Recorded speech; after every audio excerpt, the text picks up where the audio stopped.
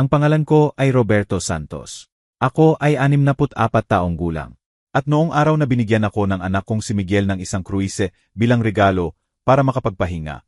Dapat sana ay alam ko na may masamang dahilan sa likod ng kanyang ngiti. Pero nang bumalik ako sa bahay para kunin ang aking gamot sa high blood pressure na nakalimutan ko, narinig ko si Miguel na nag-uusap sa telepono kasama ang asawa niyang si Clarita. Ang mga salitang lumalabas sa bibig niya ay nagpalamig ng dugo ko. Huwag kang mag-alala, mahal. On-way ticket lang yan. Kapag nasa dagat na siya, madaling gawing aksidente. Walang magdududa sa isang matandang basta-basta na hulog sa tubig. Sa sandaling yon, habang nakatayo sa likod ng pinto ng sarili kong bahay, huminga ako ng malalim at naisip, kung yon ang gusto mo, anak ko, sige, gawin mo. Pero 3 beses kang magsisisi. Dahil ang aking nag-isang anak, ang batang inalagaan ko ng may labis na pagmamahal, ay gumawa ng pinakamalaking pagkakamali sa buhay niya. Kung akala ni Miguel na ang tatay niya ay isang walang kaya ng matanda, malapit na niyang malaman kung gaano siya mali. Ang isang lalaki sa edad ko na nakipaglaban sa buong buhay, nagpalaki ng anak, nawalan ng asawa, nakaligtas sa pagtataksil at pagkabigo, ay hindi madaling sumuko. Kung gusto niyang maglaro ng marumi, ipapakita ko sa kanya kung paano talaga ginagawa yon. Pero una, kailangan kong malaman kung bakit gusto akong patayin ng sarili kong anak. Lahat ay nagsimula 3 araw na ang nakalipas. Nang dumating si Miguel sa bahay ko na may ningning ng ngiti na hindi ko nakita sa loob ng maraming taon, dala niya ang isang gintong sobre, katulad ng ginagamit ng mga mamahaling travel agency. Anak, sabi niya habang yumakap sa akin ng may kakaibang saya. May magandang sorpresa ako para sa iyo. Matagal kang nagtrabaho ng husto sa buong buhay mo. Nagtiis para sa amin. Kaya kami ni Clarita ay nagdesisyon na bigyan ka ng espesyal na regalo. Nang buksan ko ang sobre at makita ang mga ticket sa cruise, napuno ng luha ang mga mata ko. Isang Caribbean cruise, 7 araw na paglalayag sa malinaw na tubig. Bumibisita sa paraisong isla tulad ng Boracay at Palawan. Iyon ang pangarap kong biyahe na lagi kong iniurong dahil kailangan ang pera para sa ibang bagay. Edukasyon ni Miguel, gastusin sa bahay, mga emergency sa pamilya. Anak, siguradong nagastos to ng malaki. Sabi ko habang tinitingnan ang first class na ticket. Tatay, ang kaligayahan mo ay walang presyo. Sagot ni Miguel ng may malambot na boses na laging natutunaw ang puso ko. Karapat-dapat ka rito at higit pa. Bukod pa rito, kailangan mong makapagpahinga, makalayo sa stress ng lungsod, huminga ng sariwang hangin mula sa dagat. Sa 64 taon ng buhay ko, natutunan kong pagkatiwalaan ang aking instinto. At may isang bagay sa paraan ng pagtingin sa akin ni Miguel, sa paraan na hindi niya ako matagil ng mata, na nagsasabi na may higit pa siyang hindi sinasabi. Pero siya ang anak ko, ang nag-isang anak ko, ang babi na binuhat ko sa buong gabi nang may lagnat siya, ang batang tinuruan kong maglakad, ang binata na sinuportahan ko sa bawat mahalagang desisyon sa buhay. Kailan ako alis? Tanong ko, na nagpapanggap na may emosyon na hindi ko na lubos na nararamdaman. Bukas na ng umaga. Tatay, lahat ay naayos na. Kailangan mo lang dumating sa pantalan na may dalang bagahe. Si Clarita ang nag-asikaso ng lahat ng detalye. Nang gabing yon, habang nag-iimpake ako ng maleta, hindi ko maalis ang kakaibang pakiramdam. Si Miguel ay naging malayo sa mga nakaraang buwan, bihirang bumisita, halos hindi tumatawag, at bigla na lang itong marangyang regalo. Napagdesisyunan kong parang paranoia lang ng matanda ang nagpapaduda sa mabuting intensyon ng anak ko. Pagkatapos ng lahat, baka talagang napagtanto niya kung gaano ako nagsakripisyo para sa kanya. At gusto niyang ibalik kahit kaunti ng kabutihang yon. Sa araw ng pag-alis, maaga akong nagising, tinapos ang pag-iimpake. At nang handa na akong umalis, napansin kong nakalimutan ko ang gamot ko sa high blood pressure sa kabinet ng banyo. Bumalik ako sa bahay, maingat na binuksan ang pinto para walang ingay. At yon ang sandali nang marinig ko ang boses ni Miguel na nag-uusap sa telepono sa sala. Clarita, umalis na siya patungo sa pantalan. Hindi, wala siyang hinala. Perpekto ang plano. Ang boses niya ay malamig, kalkulado. Ganap na iba sa malambot na boses na ginagamit niya sa akin. Nanatili akong walang galaw sa likod ng pinto. Pakiramdam na bumubukas ang sahig sa ilalim ko. Ang life insurance ni tatay ay $200,000, tuloy ni Miguel. At kasamang mana sa bahay, hindi bababa sa $300,000 pa yon. Sapat na para mabayaran ang lahat ng utang ko at magsimula ulit. Tumigil ang tibok ng puso ko. Ang sarili kong anak ay pinag-usapan ang kamatayan ko na parang negosyo. Isang malamig at kalkuladong transaksyon. Huwag kang mag-alala, mahal. Isang lalaki sa edad niya sa dagat. Nangyayari yan. Walang magtatanong ng mahirap na tanong at magiging perpektong pagluluksa. Ang mga anak na nawalan ng ama. Tumulo ang luha sa mukha ko. Pero hindi dahil sa kalungkutan. Ito ay halo ng galit, pagkadismaya, at determinasyon na hindi ko naramdaman sa loob ng maraming taon. Sa sandaling yon, naintindihan ko na pinalaki ko ang isang halimaw. At kung gusto kong mabuhay, kailangan kong maging mas matalino sa kanya. Umalis ako sa bahay ng tahimik, na nagpapanggap na hindi ko narinig ang kahit ano. Pero ang isip ko ay abala na sa pag-iisip. Kailangan kong makarating sa pantalan. Kailangan kong sumakay sa barkong yon. Pero ngayon ay alam ko na bawat hakbang ay nagdadala sa akin palapit sa panganib. Sa buong biyahe ng taxi, habang pinapanood ang mga kalye ng lungsod ko sa labas ng bintana, hindi ko maiwasang isipin kung paano tayo napunta rito. Ako, si Roberto Santos, ay naglaan ng buong buhay ko para maging perpektong ama. Nag-asawa ako ng maaga sa edad na 20 kay nanay ni Miguel. Nagtrabaho ako bilang accountant sa maliit na kumpanya sa loob ng 15 taon. Nagtitipid ng bawat kusing para maibigay sa pamilya ang pinakamabuting buhay. Nang mamatay ang asawa ko dahil sa cancer, si Miguel ay 12 taong gulang lang. At nagdesisyon akong ang tanging prioridad ko sa buhay ay siguraduhin na magkakaroon siya ng lahat ng kailangan. Iniwan ko ang trabaho para alagaan siya ng full-time. Ibinenta ko ang sasakyan ko, isinangla ang koleksyon ng relo ko. Ginamit ang lahat ng ipon ko para mabayaran ang pinakamahal na universidad sa lungsod, ang University of the Philippines. Habang ang ibang ama sa edad ko ay lumalabas kasama ang mga kaibigan, naglalakbay, nag-enjoy, nanatili ako sa bahay na gumagawa ng freelance accounting para magkaroon ng dagdag na pera para sa gastusin ni Miguel. Hindi ako nagreeklamo, hindi ko siya siningil kahit ano. Akala ko ay pinalalaki ko ang isang mabuting tao. Isang taong magpapahalaga sa lahat ng ginawa ng tatay niya para sa kanya. Gaano ako katanga. Nang mag-asawa si Miguel kay Clarita 5 taon na ang nakalipas, sobrang saya ko. Akala ko ay magkakaroon na ako ng pamilya na lagi kong pinangarap, na magkakaroon ako ng manugang na babae, mga apo, mga pamilyang pagtitipon na puno ng pagmamahal. Pero hindi kailanman nagustuhan ni Clarita ang akin. Mula sa unang araw, nakita ko sa mata niya ang paghamak na nararamdaman ng ilang babae sa biyenan, na parang istorbo ako sa kanilang perpektong pagsasama. At si Miguel, ang mahal kong Miguel, ay nagsimulang magbago. Lumalayo ang mga bisita, lumiliit ang mga tawag, mas maraming dahilan. Kapag tinatanong ko ang tungkol sa trabaho niya, nagbibigay siya ng malabong sagot. Kapag tinatanong ko ang tungkol sa plano niya, pinapalitan niya ang usapan. Ngayon, habang nakaupo sa likod ng taxi na yon, naintindihan ko na may mga senyales kahit saan, at pinili kong baliwalain ang mga yon. Tulad ng pagkakataon 6 na buwan na ang nakalipas nang dumating ako sa bahay nila nang walang paunang abiso. At nakita kong nag-aaway si Miguel sa telepono tungkol sa pera. Nagkaba siya nang makita ako, mabilis na binaba ang telepono, at sinabi na maliit lang na problema sa trabaho. O tulad ng pagkakataon na narinig ko si Clarita na nagsasabi sa kaibigan na kung hindi nakatira ng malapit ang biyena nila, magkakaroon sila ng mas maraming espasyo.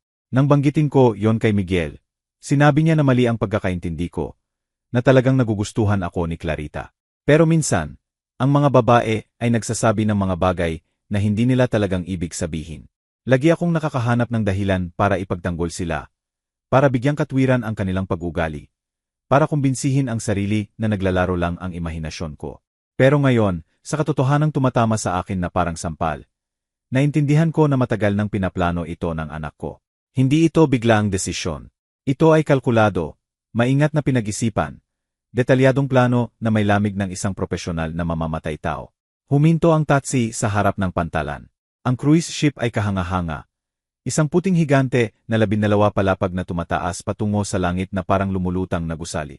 May daan-daang tao na sumasakay na may dalang bagahe, buong pamilya na nasasabik sa bakasyon, mag-asawang nagpupose para sa larawan, mga batang tumatakbo pataas-baba.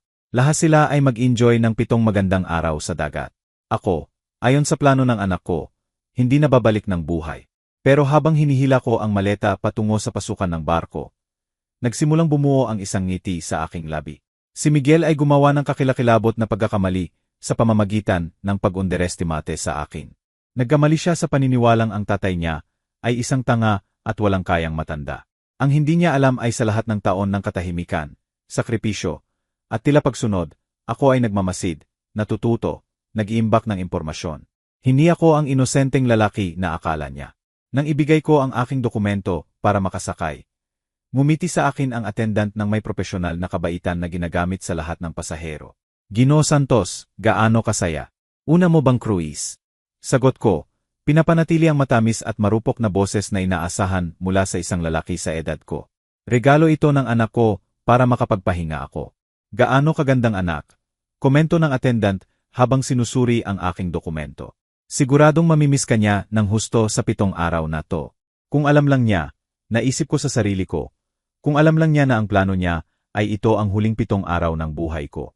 Pero habang umaakyat ako sa ampa patungo sa loob ng barko, nabubuo na ang aking sariling estratehiya. May 7 araw ako para magbago mula biktima hanggang mangangaso.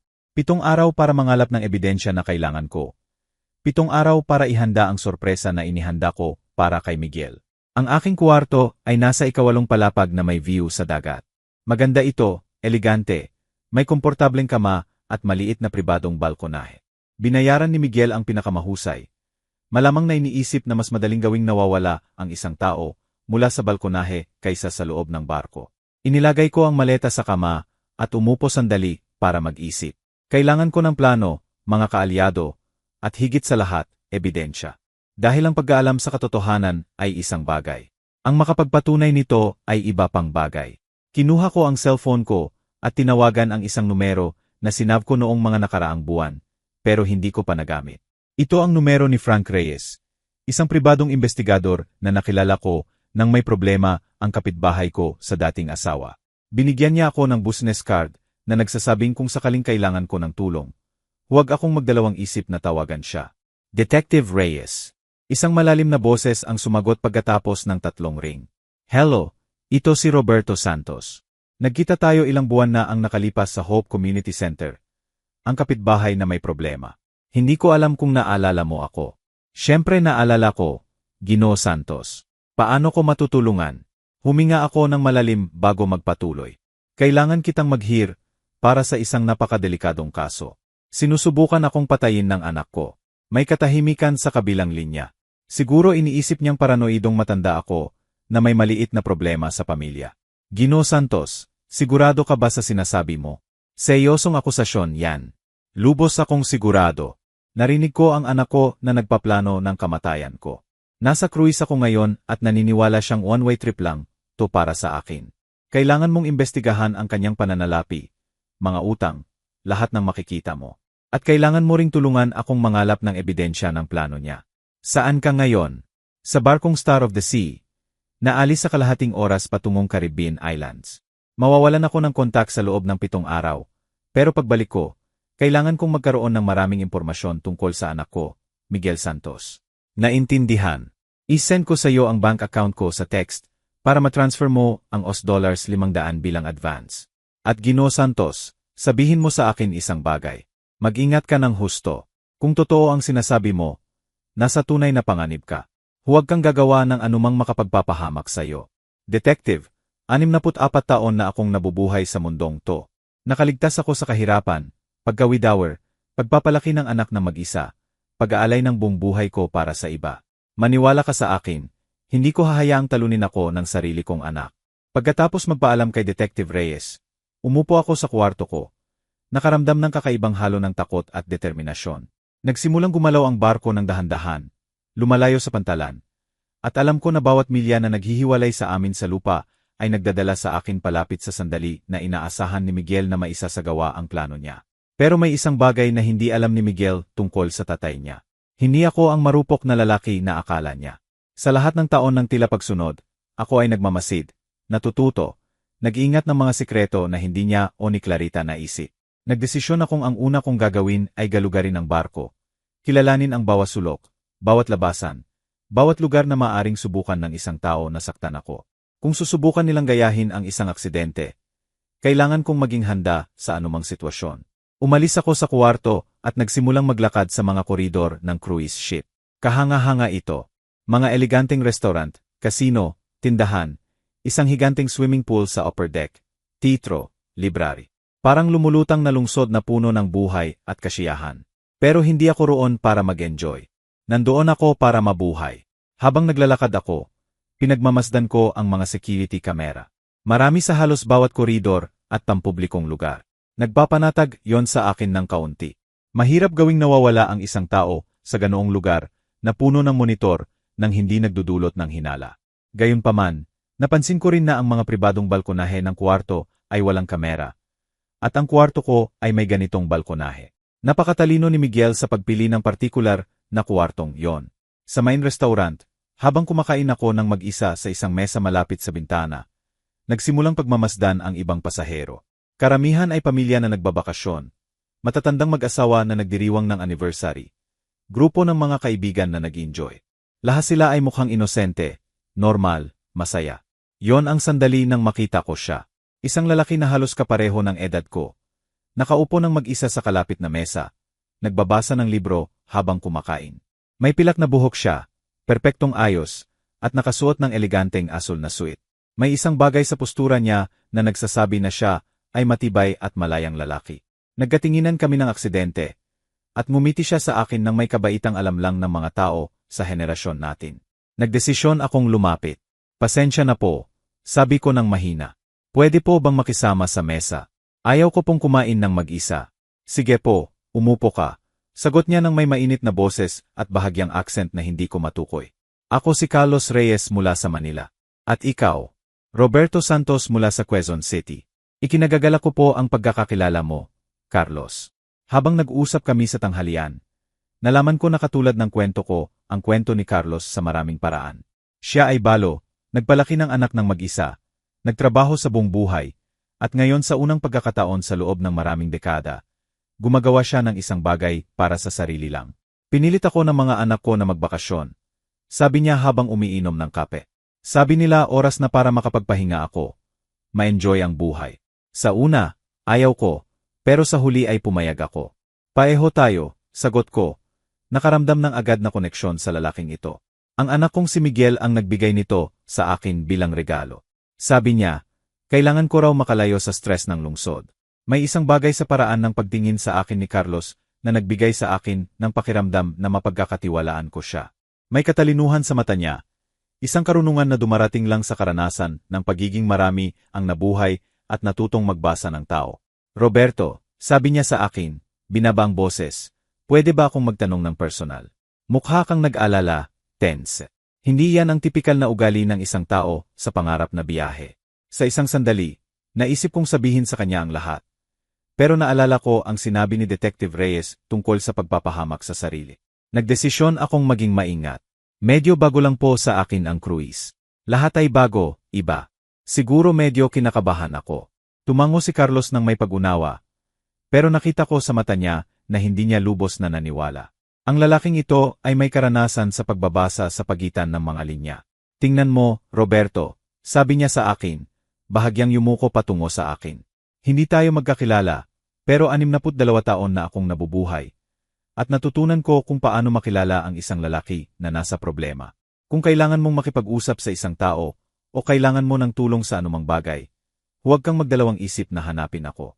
Ang kwarto ko ay 12 oras 47 minuto sa ika-negatibo, 12 palapag. Nakaramdam ako ng init sa dibdib na hindi ko naramdaman sa loob ng maraming buwan. Narito ang isang ganap na estranghero na nag-aalok ng higit na tunay na suporta kaysa sa natanggap ko mula sa sarili kong anak sa loob ng maraming taon. Salamat, Carlos. Talaga.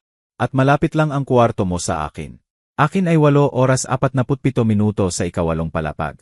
Perpekto. Magiging kapitbahay tayo sa barko. Pagkatapos ng tanghalian, nagdesisyon akong galugarin pa ang cruise. Pumunta ako sa library kung saan may mga computer na may internet access. Limitado at mahal ito, pero maaari akong magpadala ng maikling mensahe. Umupo ako sa harap ng isa at sumulat ng maikling email kay Detective Reyes. Maayos ako. Lalo pang imbestigahan ang mga utang sa sugal ni Miguel. Sa tingin ko yon ang susi sa lahat. May bagong kalyado ako sa barko. Mag-u-update ako kapag kaya ko. Roberto. Susunod, pumunta ako sa kasino ng barko.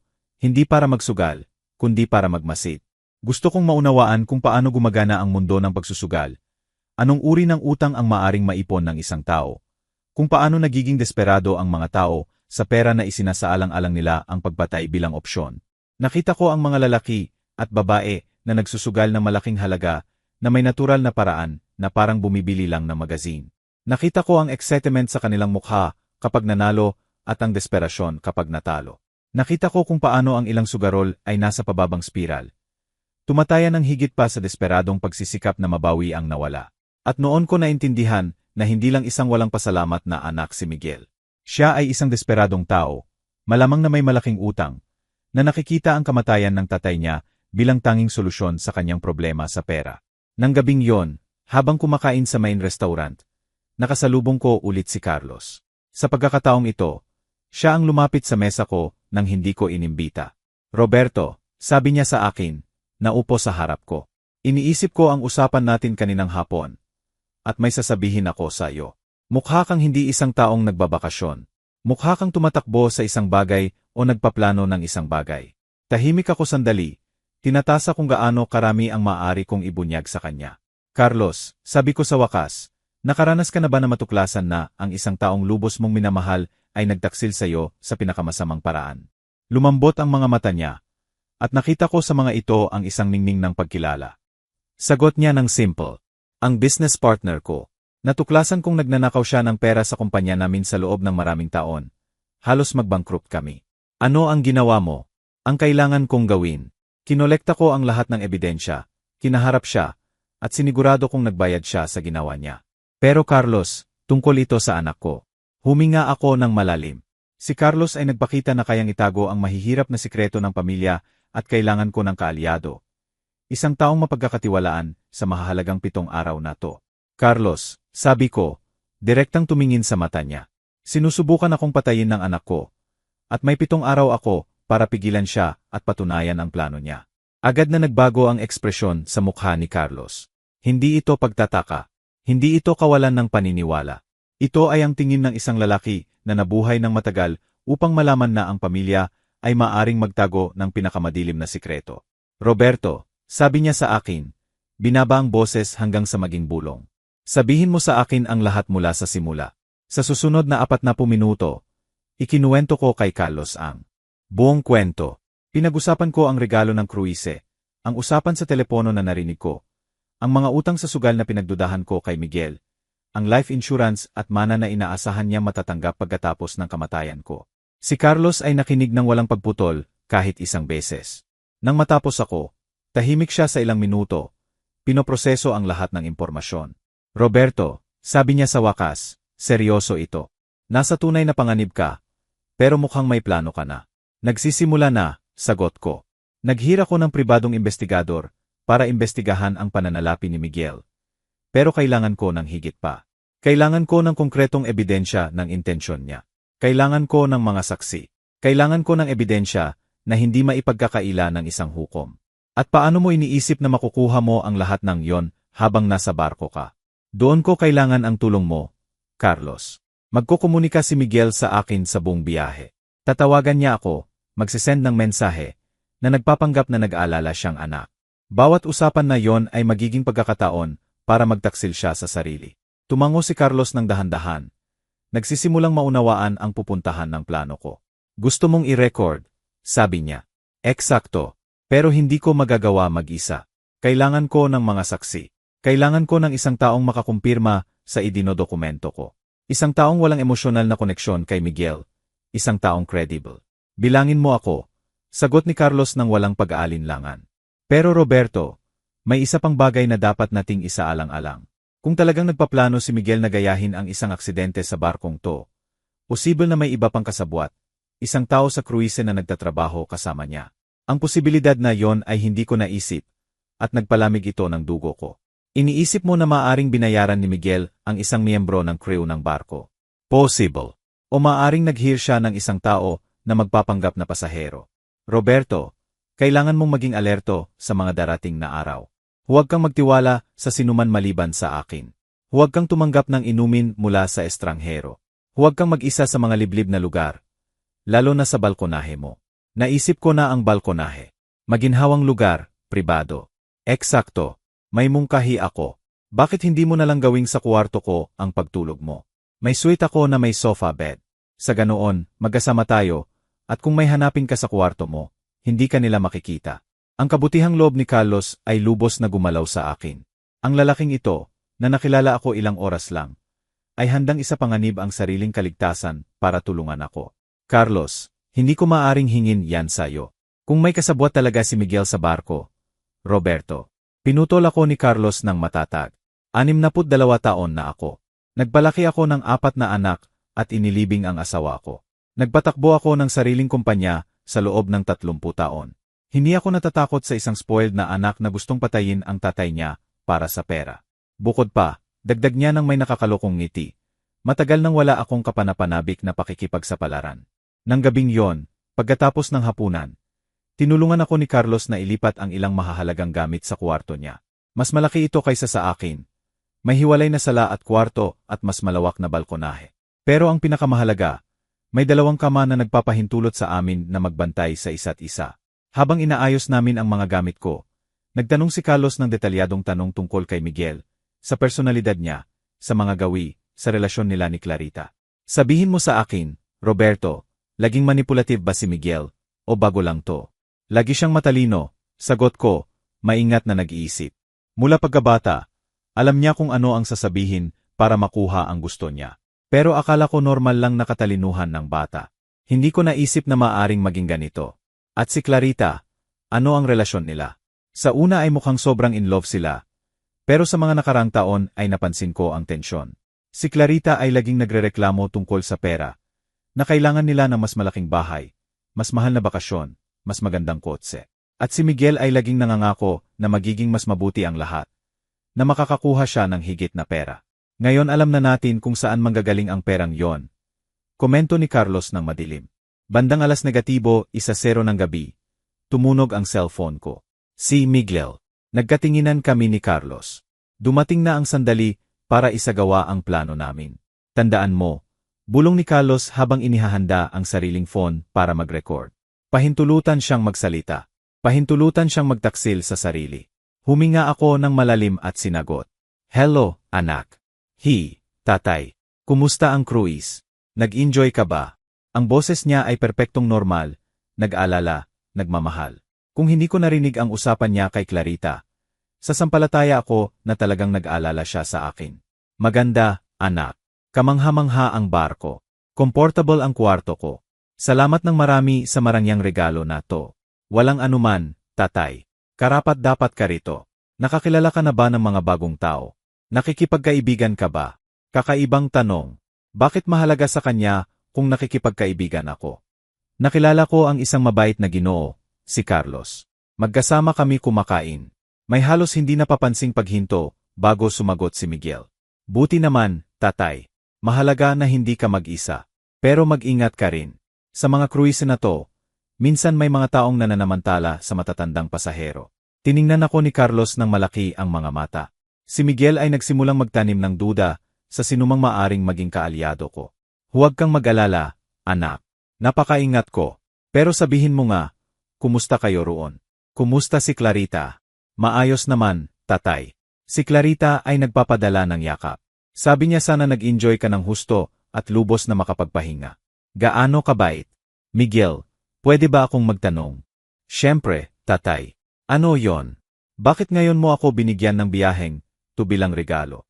Ibig sabihin, biglaan at hindi inaasahan. Isa pang paghinto, mas mahaba. Well, kami ni Clarita ay madalas na nag-uusap tungkol sa Yoletili. Napagtanto namin na mukha kang pagod na pagod, stressed, at naisip namin na kailangan mo ng pahinga para makalayo sa lahat sandali. Makalayo sa lahat. Ulit ko, tiningnan si Carlos na sinusulat ang bawat salita. Tatay, minsan kailangan nating lubos na makawalay sa routine, di ba? Siguro nga. Miguel, pwede ba akong mag-confess? Siyempre, tatay. Sa una, medyo nag-guilty ako sa pagtanggap ng ganoong mahal na regalo. Siguradong nagastos ng malaki yon. Tatay, huwag kang mag-alala tungkol diyan. Hindi problema ang pera. Bukod pa, ito ay investment sa kalusugan mo, at walang presyo yon. Sumulat si Carlos sa isang papel at ipinakita sa akin. Tanungin ang tungkol sa return ticket. Miguel, isang simpleng tanong. May kopya ka ba ng return ticket ko? Kasi tiningnan ko ang dokumento ko, at one-way ticket lang ang nakita ko. Ang katahimikan na sumunod ay nakakabingi. Matagal ito na sa isang sandali, ay akala ko nawala ang tawag. Miguel, nandiyan ka pa ba? Tatay, Pasensya. Si Clarita ay nagsasabi sa akin tungkol sa mga ticket. Huwag kang mag-alala. Naayos na ng travel agency ang lahat. I-enjoy mo lang ang biyahe at kami ang bahala sa detalye. Pero Miguel, gusto kong sigurado na makakabalik ako. Pwede bang i-check mo sa agency bukas at kumpirmahin para sa akin? Tatay, pakikalmahan mo lang ako. Lahat ay perpekto. Wala kang dapat ikabahala. Mag-relax ka lang at mag-enjoy. Yon ang layunin ng biyahe. Siege, anak. Lubos akong nagtitiwala sa iyo. Perpekto, tatay. Mahal kita ng husto. Matulog ka ng mahimbing. Mahal din kita, Miguel. Magandang gabi. Nang ibaba ko ang telepono, tahimik kami ni Carlos sa ilang minuto. Pinoproseso ang narinig namin. Roberto, sabi ni Carlos sa wakas. Napaka-revealing ng usapan na yon. Ang paraan ng pag-iwas niya sa tanong tungkol sa return ticket. Ang paraan ng pagpapanatag sa, yon na huwag mag-alala. Parang sinusubukan niyang panatilihin ka sa estado ng maling seguridad. At ang tanong kung nakikipagkaibigan ako, dagdag ko, parang sinusukat niya kung may mga kaalyado ako, kung may makakaalam kung may mangyari sa akin. Eksakto. Roberto, bukas, kailangan nating pumunta sa opisina ng barko at personal na i-verify ang status ng return ticket mo. Gusto kong makita ng sarili kung ano talaga ang binuok ni Miguel. Kinabukasan ng umaga, maaga kaming nagising ni Carlos na may malinaw na misyon. Pagkatapos mag-almusal sa kwarto niya, para maiwasan ang hindi kinakailangang paglabas sa pampublikong restaurant, direktang pumunta kami sa passenger service office sa ikatlong palapag ng barko. Ang opisina ay elegante na espasyo na may ilang desk na pinamamahalaan ng mga unipormadong empleyado. Lumapit kami sa isang batang babae na nagngangalang Patricia. Ayon sa namitag niya, na sumalubong sa amin ng may propesyonal na ngiti. Magandang umaga po, mga Ginoo. Paano ko po matutulungan? Magandang umaga, sagot ko, sinusubukang panatilihing kalmado ang boses. Kailangan kong i-verify ang kumpletong itinerary ng biyahe ko. Ang pangalan ko ay Roberto Santos, kwarto 847. Mabilis na nagtype si Patricia sa computer at bahagyang kumunot ang no. Ginoo Santos, nakikita ko rito na may 7 araw na cruise kayo sa Caribbean. Pero tumigil siya. Tinitingnan ang screen ng may pagkalito. Pero ano? Tanong ni Carlos. Napansin ang pag-alinlangan sa boses ng empleyado. Medyo kakaiba. Nakikita ko na may one-way ticket kayo. Pero walang reservation para sa return flight patungong Quezon City. Normal na kasama sa package namin ang round-trip transportation. Pakiramdam ko ay sinuntok ako sa tiyan. Kahit alam ko ang katotohanan. Ang opisyal na kumpirmasyon ay masakit pa rin. Ano ang ibig sabihin nito? Tanong ni Carlos. Nagpapanggap na kasing kalito ko. Ibig sabihin, pagkatapos ng cruise sa loob ng 7 araw, wala kayong paraan para makauwi. Maaring error lang sa system. O baka iniisip ng bumili ng package na idagdag ang return flight mamaya. Sino ang bumili ng package? Tanong ko, kahit alam ko na ang sagot. Sinuri ulit ni Patricia ang impormasyon. Dito ay binili ito ni Miguel Santos gamit ang credit card sa pangalan niya. Kamag-anak po ba niya? Anak ko po, sagot ko, halo ng kalungkutan at galit. Oh, sigurado po siguro siyang bahala sa return ticket. Pero Ginoo Santos, iminumungkahi ko na makipag-ugnayan kayo sa kanya agad. Dahil madalas mapuno ang flights mula Miami patungong Quezon City, lalo na sa panahong ito. Nagkatinginan kami ni Carlos ng may kahulugan.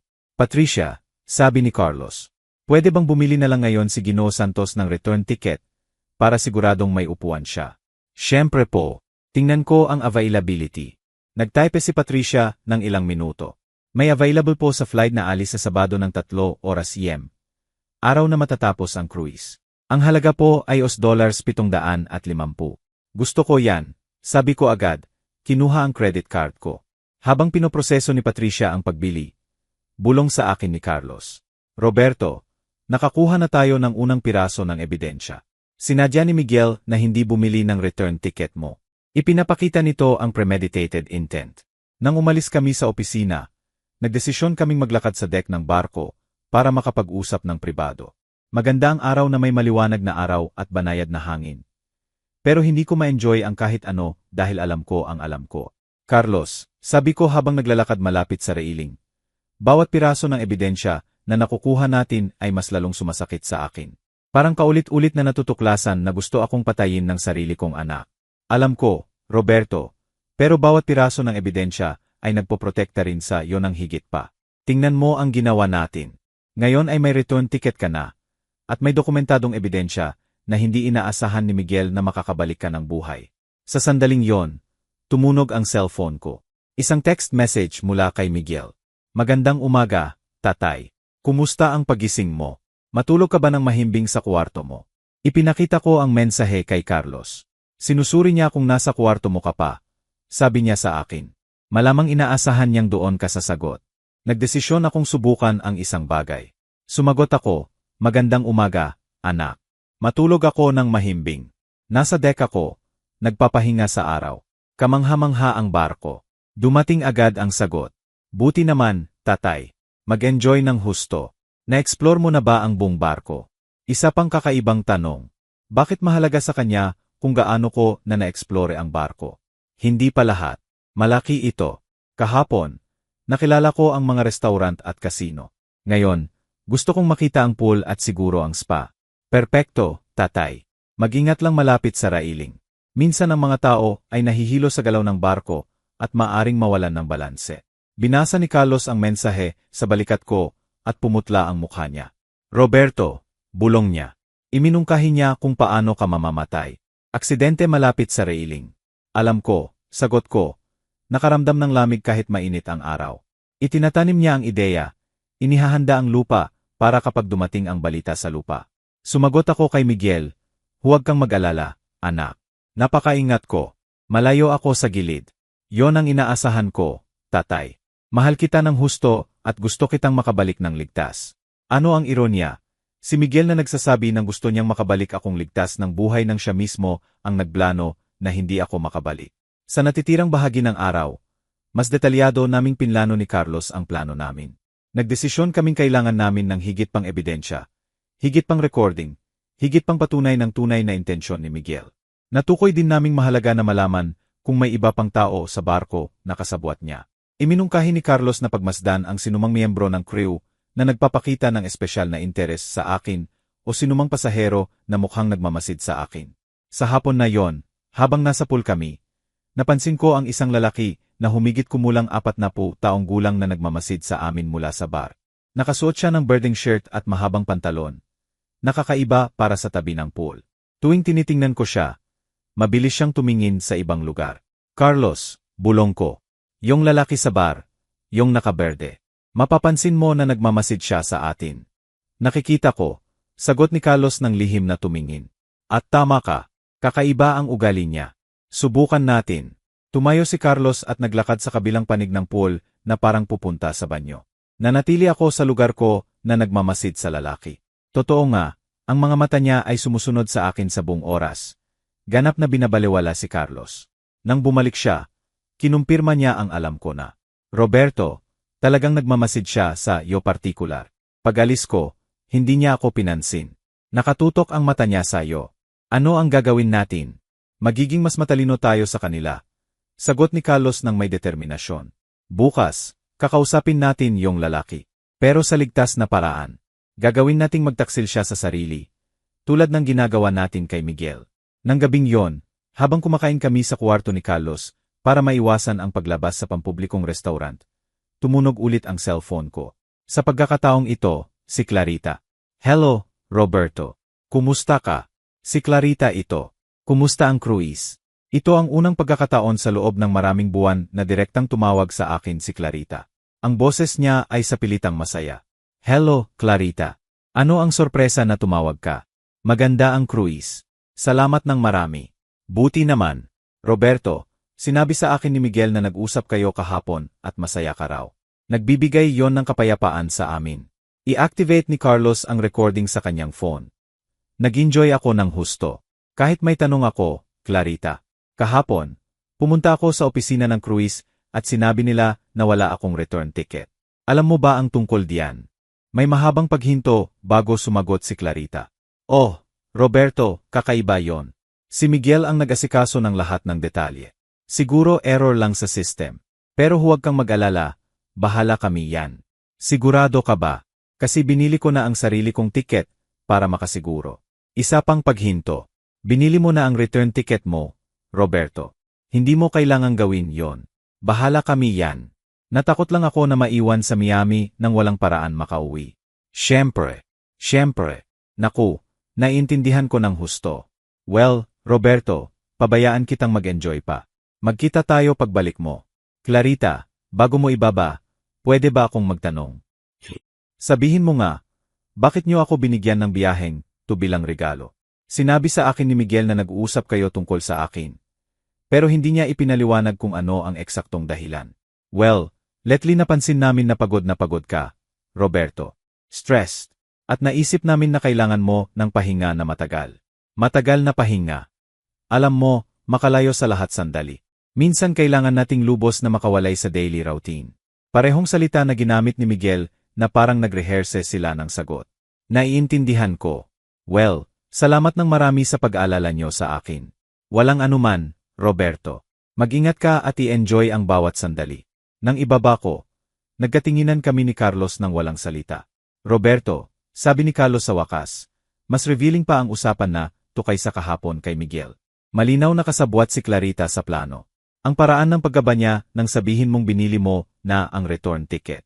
Parang sinira mo ang isang bagay na pinlano nila.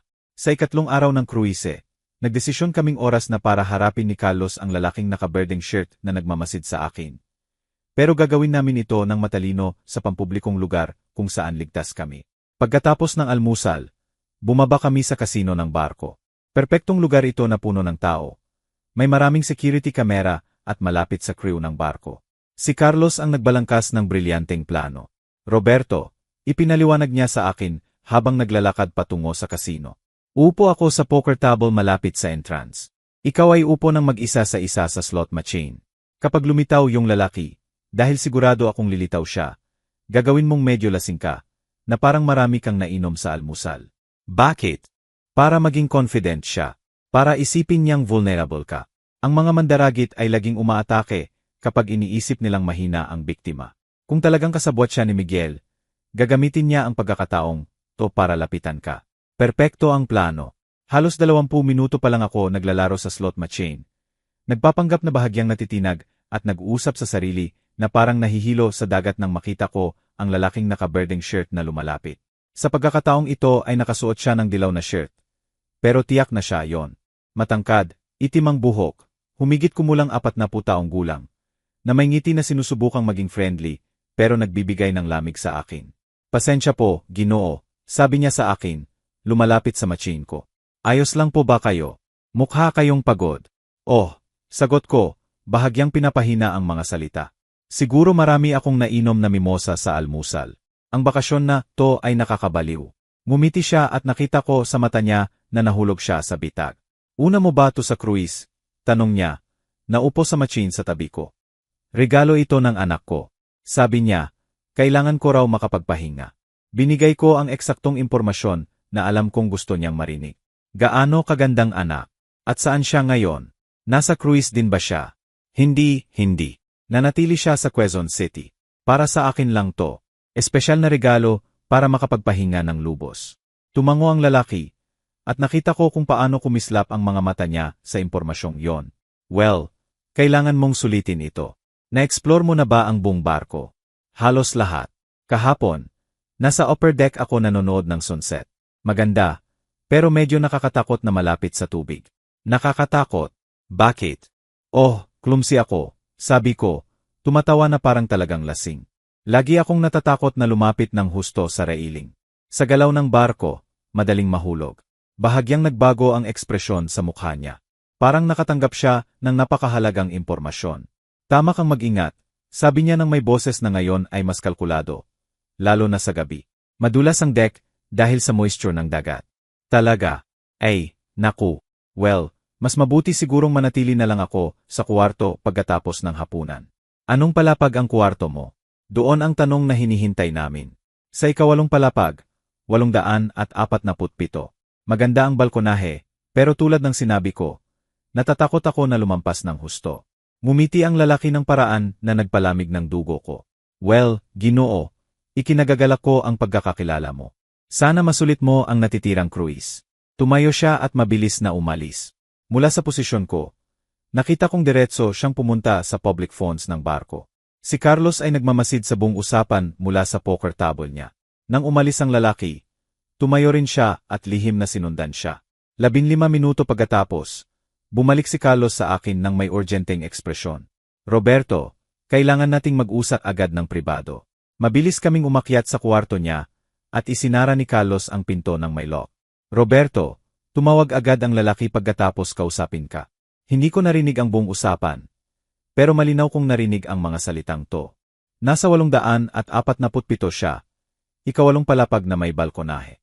Sabi niya natatakot siyang lumapit sa railing. Perpekto para sa kailangan natin. Pakiramdam ko ay nawalan ng hangin ang baga ko. Carlos, sigurado ka ba sa narinig mo? Lubos, Roberto. Talagang kasabwat siya ni Miguel. At ngayon ay alam niya kung saan ka matatagpuan at kung ano ang pinakamabuting paraan para gawing aksidente ang kamatayan mo. Umupo ako sa sofa ng kwarto. Nararamdaman ang bigat ng katotohanan na bumabagsak sa akin na parang avalanche. Ano ang gagawin natin ngayon kung may tao si Miguel rito at alam na niya kung paano niya ako papatayin? Mauuna tayo sa kanila, sagot ni Carlos ng may determinasyon na nagpapanatag sa akin. Roberto, hindi ka natatapak sa kwarto mo sa natitirang biyahe. Mananatili ka rito sa akin kung saan ligtas ka. Pero higit sa lahat, mag-set up tayo ng bitag. Anong kleseng bitag? Bukas ng gabi ay ang Captain's Gala Party. Lahat ay nasa mainhal hanggang hating gabi. Yon ang perpektong gabi para subukan ng isang tao na pumasok sa kwarto mo o maghintay sa balkonahe mo. Carlos, hindi ko gagamitin ang buhay ko bilang pain. Hindi mo kailangan. Pero gagamitin natin ang pagkakataong o para mahuli ang lalaking yon ng red-handed. Ipaalam natin sa security ng barko. Magse-set up tayo ng bitag at makakakuha tayo ng hindi may kakaila na ebidensya ng nangyayari. Sa hapon na yon, habang pinaplano namin ang estratehiya, tumunog ulit ang cellphone ko. Si Miguel, pero sa pagkakataong ito ay iba ang boses niya, mas kinakabahan. Tatay, kumusta ka? Nag-enjoy ka ba sa cruise? Maayos, anak. Bawat araw ay bagong pakikipagsapalaran. Matulog ka ba ng mahimbing sa kwarto mo? Walang problema sa ingay o ano? Napaka-espesipikong tanong, na parang sinisigurado niyang ginagamit ko pa ang kwarto ko. Hindi, anak. Matulog ako ng perpekto. Tahimik ang kwarto ko. Buti naman, tatay. Bukas ay Huwebes, di ba? May espesyal ka bang plano? Sa tingin ko bukas ang Captain's Gala Party. Magiging elegante yon. Oh, maganda ang mga party na yon. Pupunta ka ba? Siyempre. Handa na ang green suite ko. Perpekto, tatay. Mag-enjoy ng husto. Anong oras karaniwang natatapos ang mga party na yon? Isa pang napaka-espesipikong tanong. Si Miguel ay nangongolekta ng impormasyon tungkol sa schedule ko. Hindi ako sigurado. Siguro huli, pagkatapos ng hating gabi. Well, pagkatapos, diretso ka sa kwarto mo para magpahinga. Huwag kang maglakad-lakad sa deck sa gabi. Maaaring mapanganib. Tiningnan ako ni Carlos ng malaki ang mga mata. Si Miguel ay binigyan ako ng espesipikong tagubilin na pumunta diretso sa kwarto ko pagkatapos ng party. Ang eksaktong lugar kung saan maghihintay ang isang tao sa akin. Huwag kang mag-alala, anak.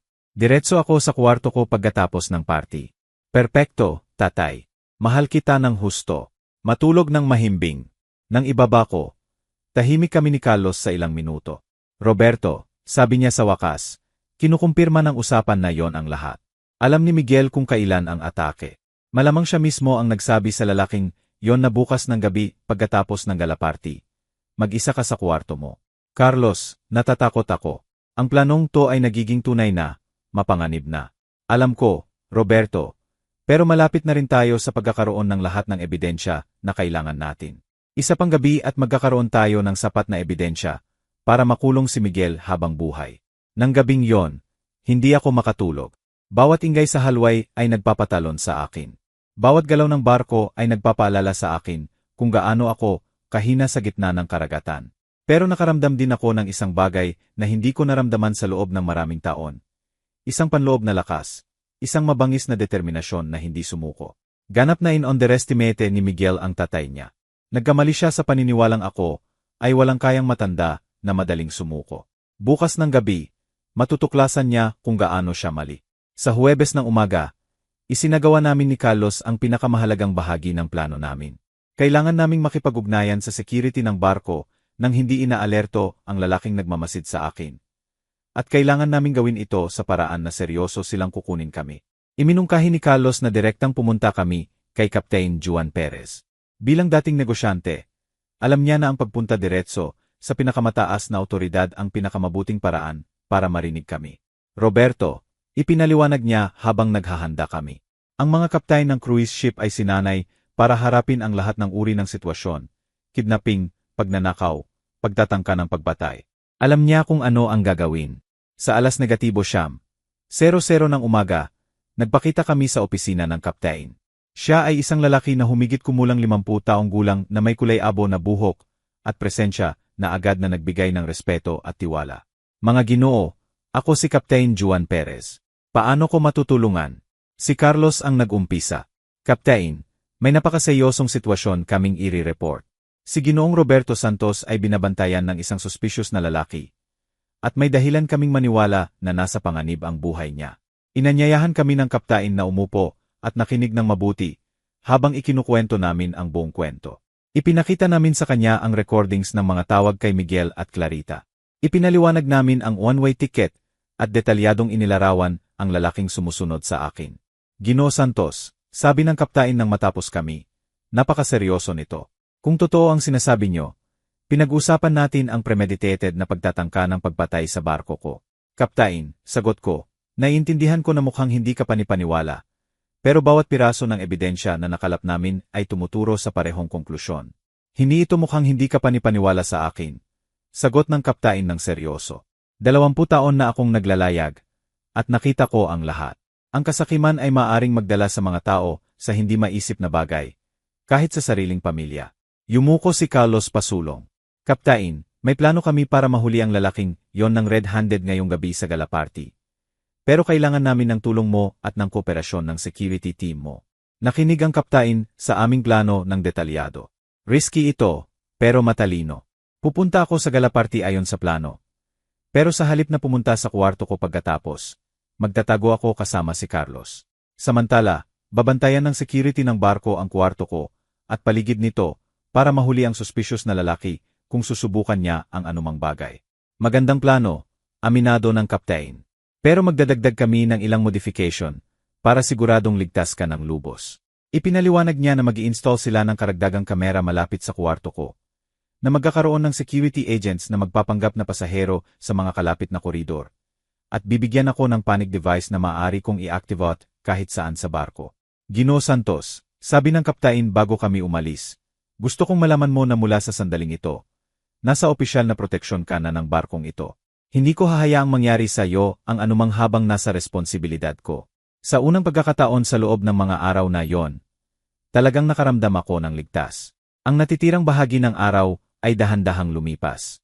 Nanatili kami ni Carlos sa kwarto niya. Paulit-ulit na binabalik-balik ang plano. Siguradong handa kami sa anumang mangyari. Sa alas negatibo 5, 00 ng hapon, nagsimulang mag-ayos para sa gala party. Mahalaga na magmukha akong normal, na hindi magbigay ng anumang senyales na alam ko ang nangyayari. Isinuot ko ang pinaka-eleganteng green suit ko. Maingat na inayos ang buhok, at naghanda na parang talagang nasasabik ako sa party. Si Carlos ay nakasuot ng magandang golden suit na nagpapa-sophisticated at confident sa kanya. Roberto, sabi niya sa akin habang tinatapos namin ang paghahanda. Ngayong gabi magbabago ang lahat. Bukas ng umaga ay malaya ka na kay Miguel habang buhay, at siya ay haharap sa konsekwensya ng kanyang mga aksyon. Ang gala party ay kamangha-mangha. Ang main hall ng barko ay ginawang lumulutang na palasyo na may eleganteng dekorasyon, live music, at mesa na puno ng masasarap na pagkain. May daan-daang pasahero na naka-eleganteng damit na sumasayaw, tumatawa, nag-enjoy sa gabi. Pero hindi ko ma-focus ang kagandahan ng party. Ang mga mata ko ay patuloy na naghahanap ng lalaking nakakulay na shirt. Sinusubukang makita siya sa karamihan. Nakita ko siya malapit sa bar. Sa pagkakataong ito ay nakasuot ng puting shirt at itim na suit. Mukhang nakaayos para sa okasyon, pero ang mga mata niya ay nakatutok sa akin. Sinusundan ang bawat galaw ko. Kami ni Carlos ay sumayaw, kumain, nag-usas sa ibang pasahero, nagpapanggap na normal na gabi ng bakasyon. Pero sa loob ay pareho kaming nagbibilang ng minuto hanggang maisagawa ang plano namin. Sa alas negatibo 11, 30 ng gabi, nagdesisyon akong oras na para gumalaw. Lumapit ako kay Carlos at bulong. Oras na. Alis ako sa main hall na parang pupunta sa kwarto ko. Maghintay ka ng 5 minuto at sundan mo ako. Umalis ako sa main hall. Naglalakad ng dahan-dahan na parang pagod pagkatapos ng mahabang gabi ng party. Kinuha ko ang elevator, patungong ikawalong palapag kung saan ang kwarto ko. Pero sa halip na pumunta sa kwarto ko, mabilis akong naglakad patungo sa emergency stairs na patungong ika-negatibo, 12 palapag. Mula sa stairs, makikita ko ang koridor patungo sa kwarto ko. Walang tao, tanging ang nightlights ng barko ang nag-iilaw. Dumating si Carlos pagkatapos ng 5 minuto at magkasama kaming nagtago sa stairs. Nagmamasid sa koridor ko sa maliit na bintana. May nakikita ka ba? Bulong niya. Wala pa, pero sigurado akong lilitaw siya. Hindi kami naghintay ng matagal. Sa alas negatibo 12, 15, nakita namin ang isang figura na lihim na gumagalaw sa koridor. Ito ang lalaking nakaputing shirt, pero ngayon ay nakasuot ng itim na guwantes at may hawak na bagay na hindi ko makilala. Diretso siyang pumunta sa kwarto ko at tumigil sa harap ng pinto. Kumuha siya ng isang bagay mula sa bulsa, malamang lockpicking tools, at nagsimulang magtrabaho sa pinto. Carlos, bulong ko. Pumasok siya sa kwarto ko. Kailangan nating i-alarm ang security ngayon. Agad na inactivate ni Carlos ang panic device na ibinigay sa amin ng kaptain. Maliit na pulang ilaw ang nagsimulang kumislap. Nagpapadala ng silent signal sa security team. Nagtagumpay siyang buksan ang pinto ng kwarto ko at pumasok. Mula sa posisyon namin, makikita naming may maliit na flashlight siya at sinisiyasat ang kwarto. 3 minuto pagkatapos, nagsimulang lumitaw ang mga security agent ng barko sa koridor. Tahimik silang gumalaw, kinubkob ang kwarto ko mula sa magkabilang panig. Bigla, lumabas ang lalaki mula sa kwarto ko at nagdiretso sa balkonahe. Patuloy kaming nagmamasid sa kanya sa mga bintana ng koridor. Sinisiyasat niya ang railing ng balkonahe na parang eksaktong pinaplano kung paano gawing aksidente ang kamatayan ko. Doon na kumilos ang security ng barko.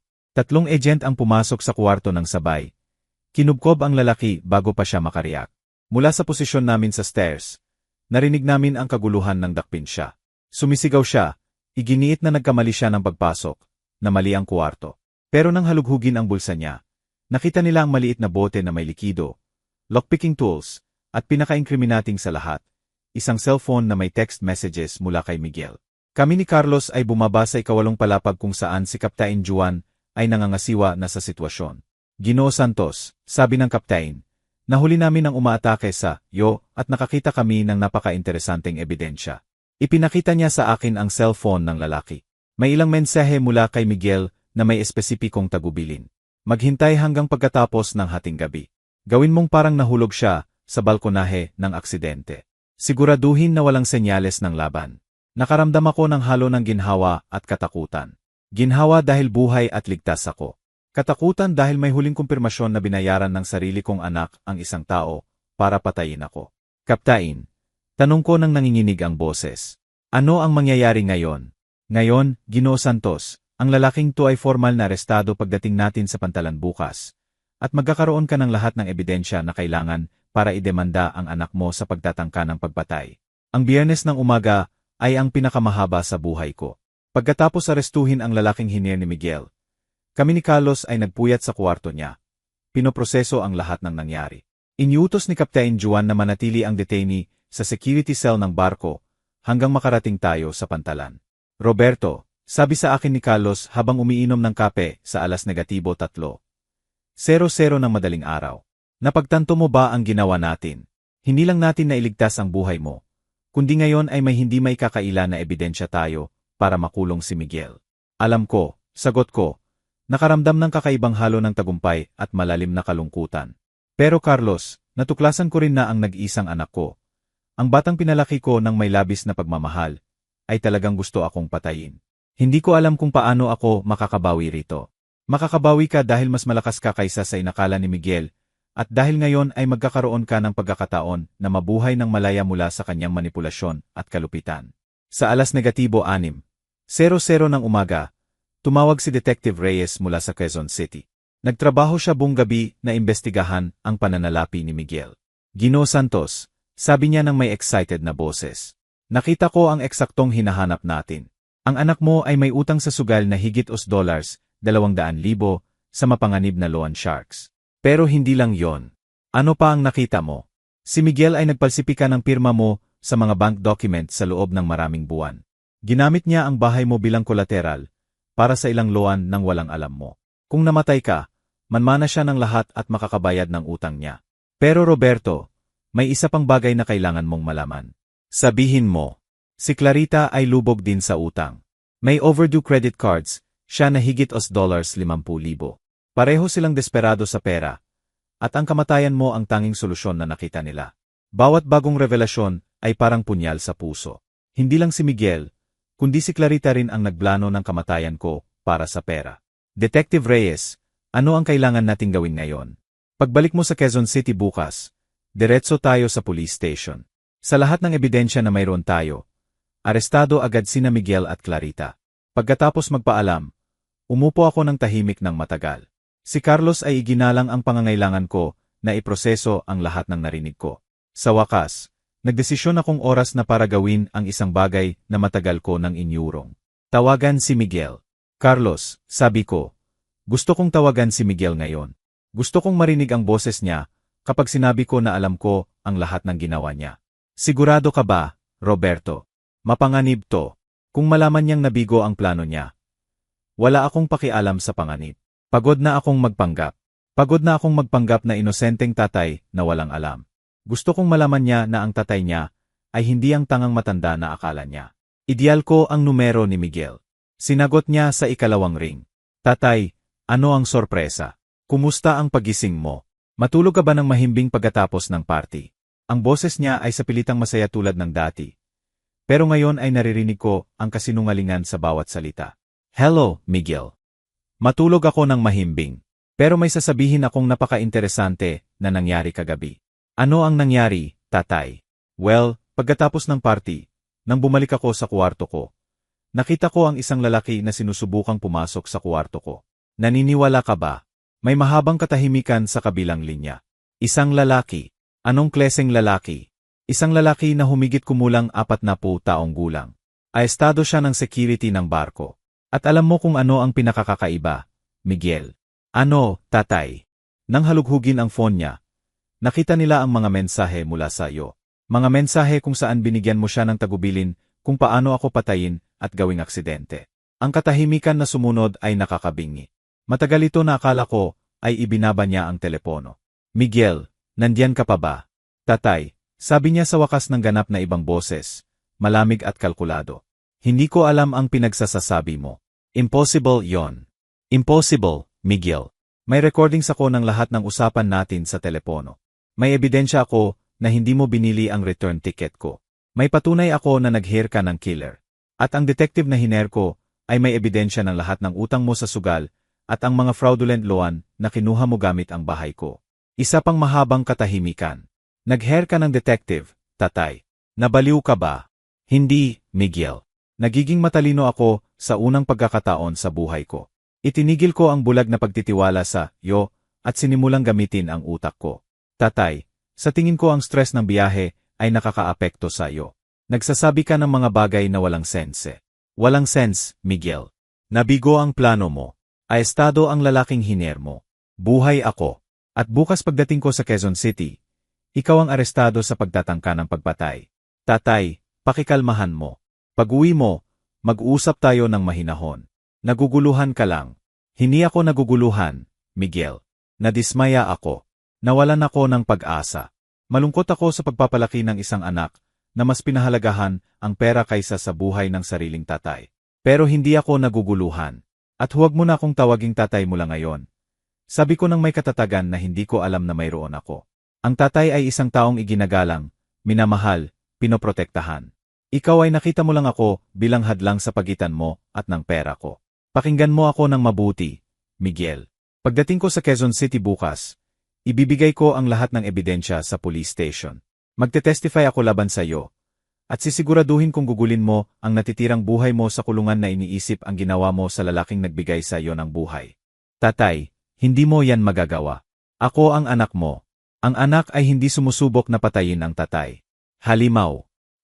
Ibinaba ko ang telepono. Yakap ako ni Carlos habang tumutulo ang luha sa mukha ko. Hindi lang luha ng kalungkutan. Luha ito ng kalayaan, galit, ginhawa, sakit. Parang lahat ng damdamin mula sa mga nakaraang araw ay lumalabas sa akin ng sabay-sabay. Roberto, sabi sa akin ni Carlos ng mahina, ang ginawa mo ay nangangailangan ng kamanghamanghang tapang. Hindi yon ang katapusan ng isang relasyon. Iyon ang simula ng bagong Roberto. Isang lalaki na hindi nahahayaang abusuhin ang kabutihang loob niya. Ang natitirang bahagi ng araw ay ginugol namin sa paghahanda para sa pagbalik sa Quezon City. Tinulungan kami ni Captain Juan na ayusin ang lahat ng ebidensya, ang recordings ng mga usapan sa telepono, security reports, witness statements, mga larawan ng arestadong lalaki, at ang mga bagay na natagpuan sa kanya. Ginoo Santos, sabi sa akin ng kaptain bago ang hapunan. Gusto kong malaman mo na sa 20 taon ko ng paglalayag. Hindi pa ako nakakita ng lalaki na nagpakita ng ganoong tapang at determinasyon tulad ng ipinakita mo sa linggong to. Ganap na in-underestimate ng anak mo ang sariling tatay. Nang gabing yon, ang huling gabi ko sa cruise, kami ni Carlos ay naghapunan sa main restaurant sa unang pagkakataon mula noong unang araw. Hindi na ako kailangang magtago, hindi na magpanggap, hindi na matakot. Carlos, sabi ko habang nagtoast kami ng tiyampag. Hindi ko alam kung paano ka pasalamatan sa lahat ng ginawa mo para sa akin. Iniligtas mo ang buhay ko. Roberto, ikaw ang nagligtas sa sarili mong buhay. Kaibigan mo lang ako sa pakikipagsapalaran. Pero gusto kong malaman mo na ang karanasang to ay nagbago rin sa akin. Naalala nito sa akin na ang mga lalaki sa edad natin ay may marami pa ring mayaalay sa mundo. Maraming lakas na maipakita. Ano ang gagawin mo pagbalik mo sa lupa? Babalik ako sa Manila at sisimulang mabuhay ng mas buo ang buhay ko.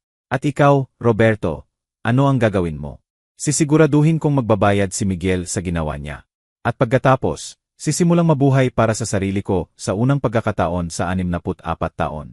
Sa Sabado ng umaga, nang dumating ang cruise ship sa pantalan ng Miami, hindi na ako ang parehong lalaki na sumakay sa barkong, yon 7 araw na ang nakalipas. Ako si Roberto Santos, pero ganap na bagong bersyon ng sarili ko. Mas malakas, mas matalino, mas determinado kaysa dati. Kami ni Carlos ay nagpaalam sa pantalan ng may luha sa mga mata. Pero may pangako rin na magpapatuloy ang pakikipag-ugnayan magpakailanman. Higit siya sa kaibigan sa mahahalagang araw na yon. Siya ang kapatid ko, kaalyado ko, tagapagligtas ko. Roberto, sabi niya sa akin habang nagkakayakapan kami sa huling pagkakataon. Tandaan mo na hindi ka na ang lalaking nagsasakripisyo ng tahimik. Ikaw ang lalaking lumalaban para sa buhay niya at nanalo. Huwag mong kalimutan ang lakas na natuklasan mo. Hindi ko malilimutan, Carlos. At hindi ko rin malilimutan na noong pinakakailangan ko ng isang tao, lumitaw ka na parang anghel sa buhay ko. Ang flight ko patungong Quezon City ay umalis sa 3 oras PM, sapat ang oras para tawagan si Detective Reyes at kumpirmahin na handa na ang lahat para sa darating. Ginoo Santos, sabi ng detective sa akin, handa na ang lahat. Sa sandaling lumapag ka, diretso tayo sa police station. Nakita na ng chief ang lahat ng ebidensya na isinend ko sa kanya at handa na maglabas ng arrest warrant. Sa buong flight pabalik sa Quezon City, hindi ko maiwasang pag-isipan ang lahat ng nangyari. 1 linggo na ang nakalipas. Ako ay isang 64 taong gulang na lalaki na tahimik na nabubuhay na naglaan ng buong buhay para pasayahin ang iba, na hinayaang maliitin at balewalain. Pero ang 7 araw na yon sa cruise ay ganap na nagbago sa akin. Natuklasan ko na may estratehikong katalinuhan ako na hindi ko pa nagamit, tapang na hindi ko pa naipakita, determinasyon na hindi ko pa kailangan. Nang lumapag ang eroplano sa Quezon City, si Detective Reyes ang naghihintay sa akin sa airport. Siya ay isang lalaki na humigit kumulang 50 taong gulang. Matangkad na may kulay abo na buhok at presensya na agad na nagbigay ng tiwala. Ginoo Santos, sabi niya habang nagkakamayan. Karangalan ko na makilala ka ng personal. Ang ginawa mo sa cruise na yon ay pambihira. Detective, ginawa ko lang ang kailangan kong gawin para mabuhay. Hindi po, Ginoo. Higit pa sa pagiging buhay ang ginawa mo. Inorkestra mo ang pagbagsak ng sarili mong anak nang may katumpakan na kahit ang pinakakaranasang detective ay hinahangaan. Diretso kaming pumunta sa police station, kung saan naghihintay sa amin si Chief Carlos Martinez. Siya ay isang seryosong lalaki na humigit kumulang 40 taong gulang na maingat na sinuri ang lahat ng ebidensya. Ginoo Santos, sabi sa akin ng chief pagkatapos marinig ang buong pahayag ko. Sa 15 taon ko bilang chief, hindi pa ako nakakita ng kaso na kasing ganda ng dokumentado ng biktima mismo. Ang recordings, financial evidence, statements ng crew ng cruise, lahat ay bumubuo ng kaso na matibay na parang bato. Ano ang mangyayari ngayon?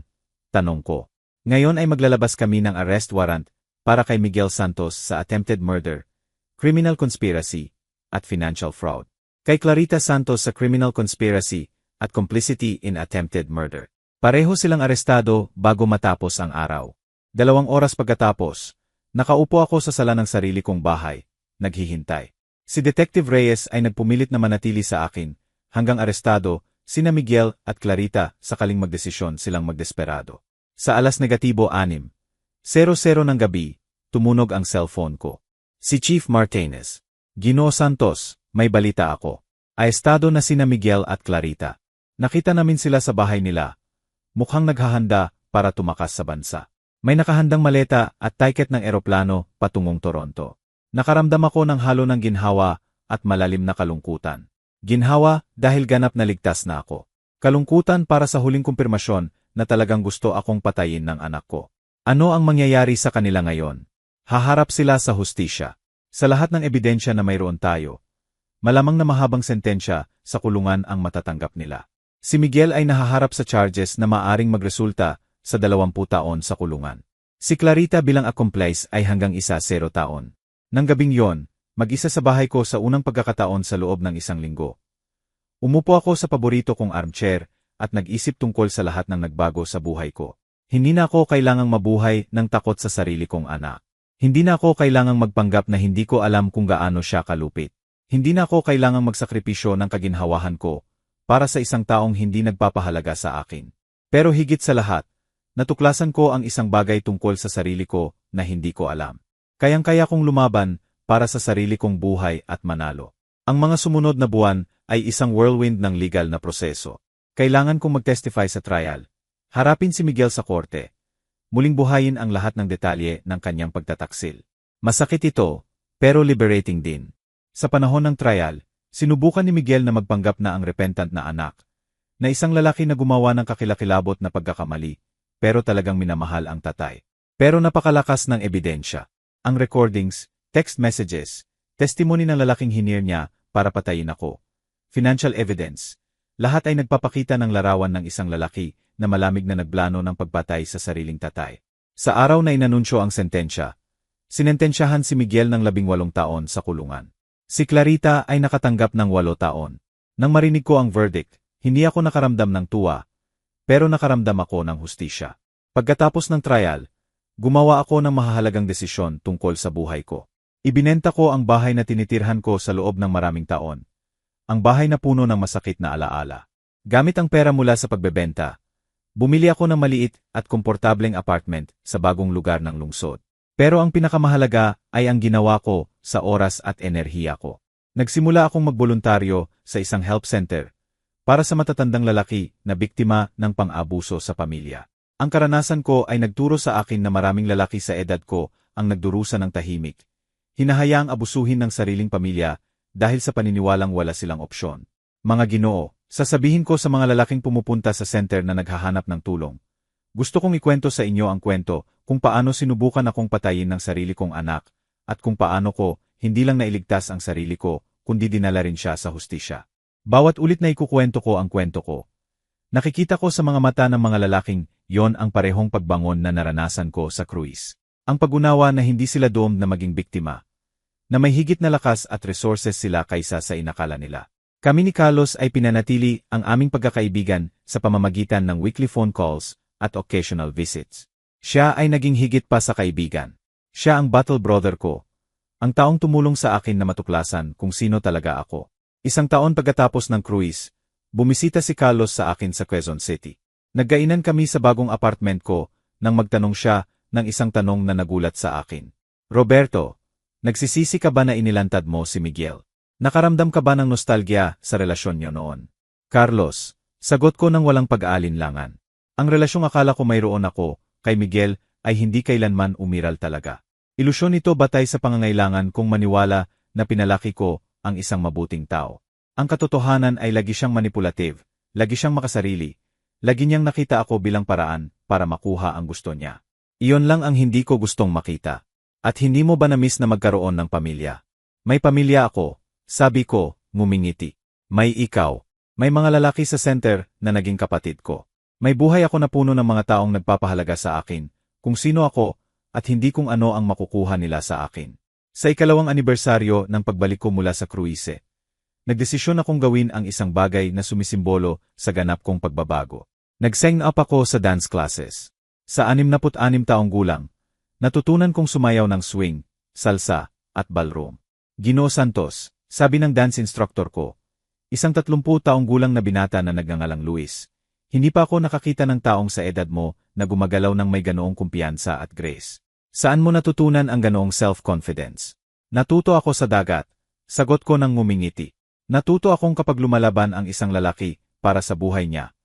Natutuklasan niya ang lakas na hindi niya alam na mayroon siya. Ngayon, kapag tumitingin ako pabalik sa 7 araw na yon sa kruise, hindi ko nakikita ang mga ito bilang pinakamadilim na araw ng buhay ko. Nakikita ko ang mga ito bilang mga araw na nagligtas sa akin. Ang mga araw na nagturo sa akin kung sino talaga ako. Ako si Roberto Santos, isang lalaki na nakaligtas sa pinakamalalim na pagtataksil na maisip. Ako ay isang lalaki na nagbago ng sariling anak mula mga ngaso hanggang biktima. Ako ay isang lalaki na sa 64 taong gulang ay natuklasan na hindi kailanman huli para maging muli. At kung may ibang lalaki sa edad ko na nakaramdam ng kawalan ng kakayahan, maliitin, o pagtataksil ng sariling pamilya, gusto kong malaman niya na may lakas sa loob niya na kayang igalaw ang bundok. Kailangan lang niyang magdesisyon na gamitin ito. Dahil kapag ang isang lalaki tulad ko ay nagsabi, kung yon ang gusto mo, anak ko, sige, gawin mo. Pero 3 beses kang magsisisi. Hindi ito walang laman na banta. Ito ay pangako na tutuparin niya hanggang sa dulo.